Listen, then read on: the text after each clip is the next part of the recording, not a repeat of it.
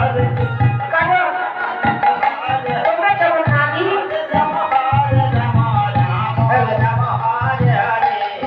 তোমরা যেমন নারী শত্রু, এই যমুনা হচ্ছে নারী। তোমরা নারী হয়ে নারীকে অপমান করছো। না না, এ আমি কিছুতেই মেনে নিতে পারি না। সোনাগোপীগণ, যে লজ্জা নেই যমুনাকে, তেমনি লজ্জা পেতে হবে তোমাদের আমার হাতে। কেমন করে? ওই যে ফসল খুলে দেখে যমুনায় নেমেছ, আমি এক এক করে তোমাদের এই ফসল চুরি করবো, আমি তোমাদের কলসি চুরি করবো, আমি তোমাদের সর্বহারা করে ছাড়বো। দেখি তোমরা কেমন করে ফিরে যাও।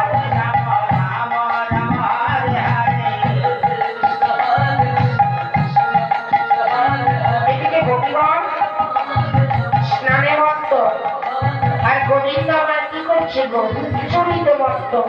রাধে রাধে।